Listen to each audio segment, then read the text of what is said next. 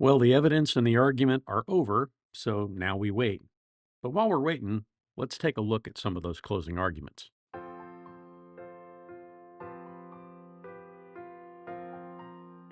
Hi, folks. Tony DeWitt again with another video on the law. Remember, I don't dispense legal advice here, and this is what we're talking about today.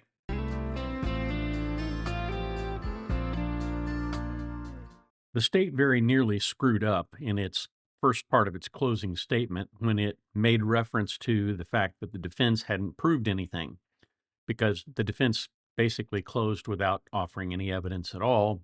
And as a result of that, the problem for the state was you can't comment on the fact that the defendant isn't testifying. And the defendant very wisely decided not to testify.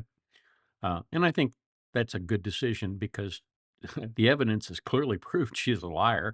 I don't think the jury would have believed anything that came out of her mouth.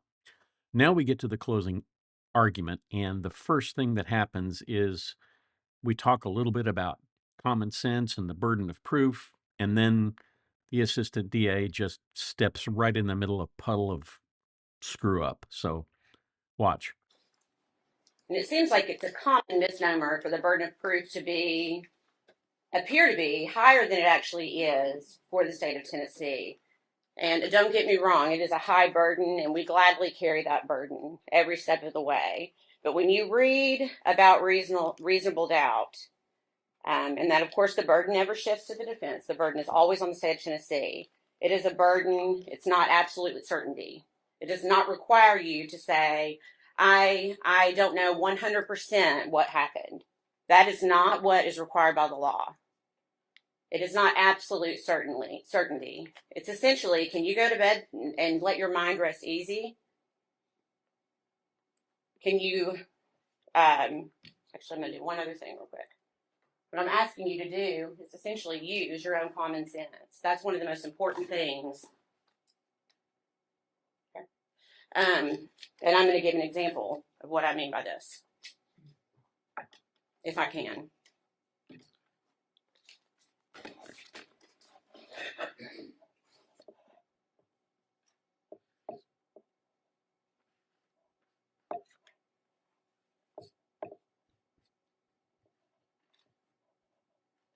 It's like Wheel of Fortune. Okay?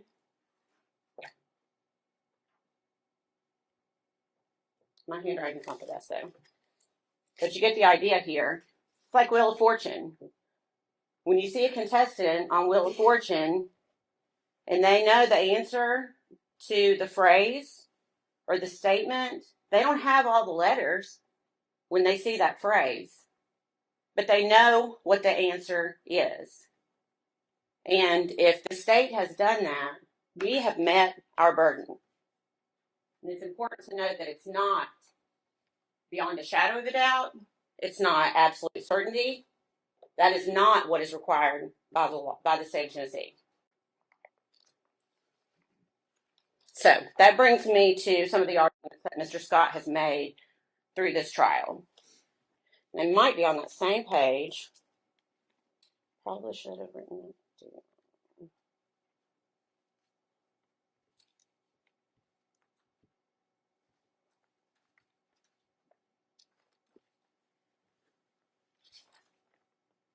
Here it is, page 5.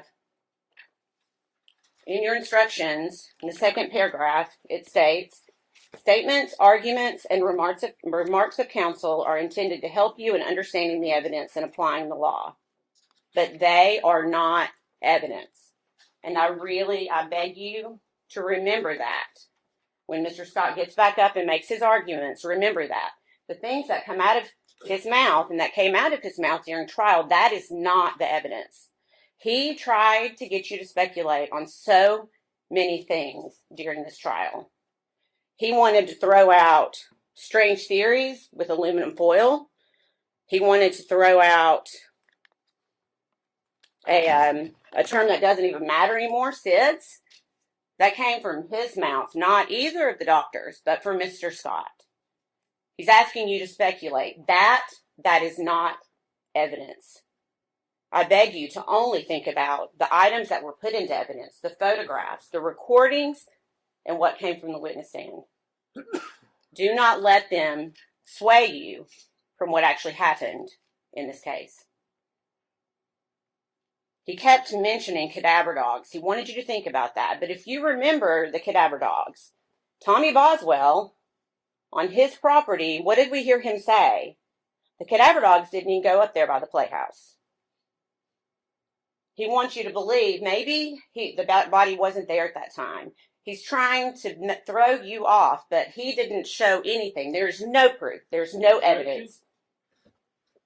Yeah, you can't do that. You absolutely can't make a comment about the defense not proving anything and acting as though they do have a burden of proof. So the judge steps up and does the right thing here. Ladies and gentlemen, I want to remind you once again, and it's in here in these instructions, but the defendant has no burden to prove anything during this trial. The burden is wholly on the state of Tennessee. Okay? Go ahead, General. Thank you. And I believe I said that. The state, we gladly carry this burden. So this assistant state's attorney does a reasonably good job of going through the evidence, talking about what the state did prove, talking about some of the theories that they tried to knock down, talking about the forensic pathologists and the information that they brought to the table. And at the end of the 40 minutes or so that she had to do her closing argument, or the first part of her closing argument, she laid out a pretty good case for the state. But then Mr. Gene Scott got up, and I thought he did a reasonably good job of his part of the closing as well. Let's watch a little bit of that. And Amber Massengill is very good at giving an emotional closing and wanting you to play on your emotions. Jury instructions will tell you that this case is not about your emotions. It's not about sympathy. It's not about anything else. It's about proof and what's in the evidence. That's what this case is about. I thought that was a very good way to start out. He says basically discard your emotions and decide solely on the facts. And then he sort of goes in toward the emotional side of it later on. But he starts, at least, in the right way. No signs of neglect. Mr. Horn questioned her. She described Evelyn as the one consistent love that Megan had. And Megan is a girl who comes from a world of fractured relationships. And Miss Massengill wants to downplay Megan's home life. Matt Price didn't. There's a video in there. He talks about it. He talks about, I mean no disrespect, but I know that Boswell family. I'm aware of them. I know how you come up. Your mom and daddy using drugs. I mean, you want to talk about a home life, watch the video with Agent Fraley.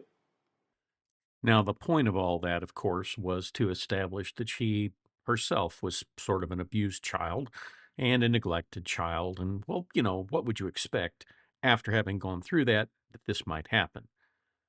It is in itself an attempt to play on the jury's emotions, which, again, is sort of contradicted by his opening statement. He also agreed with me when I asked him if he talked about using an aluminum foil or tin foil.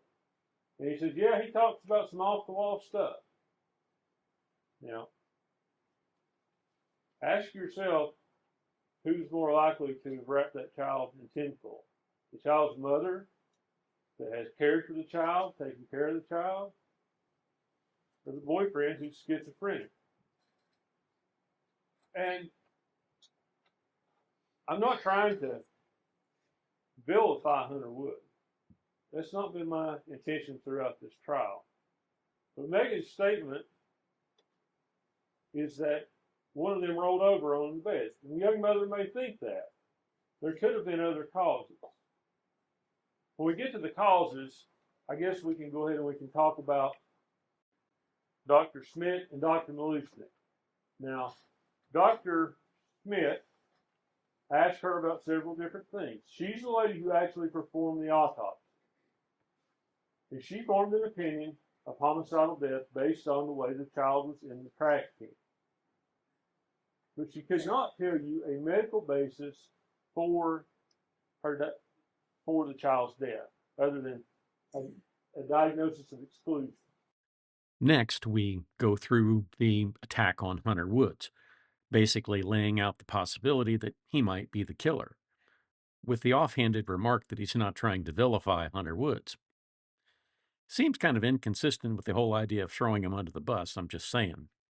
He continues in much the same vein for the remainder of the closing, and then he ends with this little snippet. I hope I've answered your questions.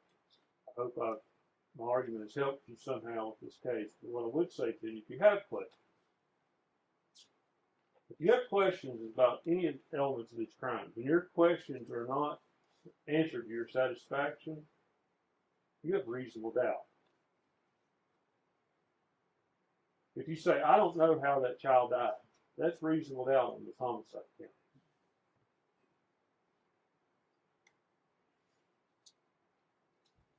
I don't think I have much more to say to you. I go to a Baptist church and I hate long sermons, and I'm used to it. I think I've been up here for about a half an hour, but I thank you. I pray you'll come to the right decision. Thank you. Well, all of the good that he did was fairly quickly undone by the rebuttal closing, and I think you only need to hear the first couple of minutes of that to understand that the state has Megan Boswell's number. Ladies and gentlemen, much like Megan Boswell, Mr. Scott seems to have some very convenient explanations for what happened in this case. Lots of things that happened in this case. All of the evidence in this case that points to his client, he's got some sort of explanation for it. But the problem is, in order to buy into this, in order to believe it, you have to believe Megan Boswell. You have to believe that she spoke to Agent Fraley on the 25th, that she was somehow, for the first and only time in this courtroom, speaking the truth. But I think each of you, as you sit here, know that's not possible. That's not possible. Megan Boswell is one of those people. You used to hear the expression, the truth ain't in them. The truth's not in Megan Boswell. She doesn't know how to tell the truth. Everything that she tells to every person in her life is for some reason. And that reason is because Megan's trying to get something out of it. She is a master manipulator. Even at 17 years old, you sit there and watch those videos. She's trying to play everybody. She's trying to play the law enforcement officers who are interviewing her. She's playing her friends, every person in her life who walked through that gate and sat up on that witness chair was in some way manipulated by Megan Boswell. Some way. Whether it was about Evelyn, whether it was about how she was going to pay for a babysitter, whether you're the father of my child, whether you're a great-grandfather, whether your wife who's dying of cancer is babysitting the kid. I mean, she knows no bounds. There is no person that she will not manipulate and tell untruths about and to. No one. But Mr. Scott comes in here today and says, yeah, hey, come on, ladies and gentlemen, the 25th, that was the point, which she decided, hey, I'm going to be truthful here. No.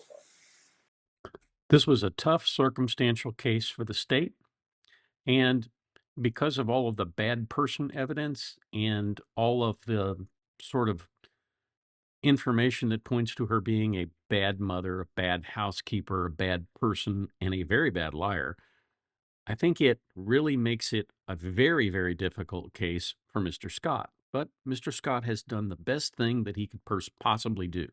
He's basically said, if you have doubts, then you have reasonable doubt.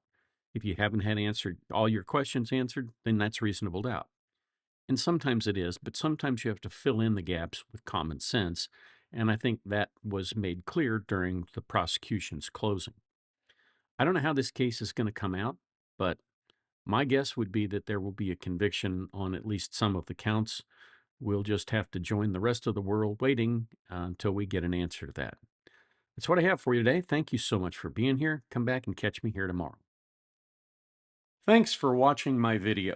If you have a request for me to cover a topic, please send me an email to the address above, and in the subject line put video request.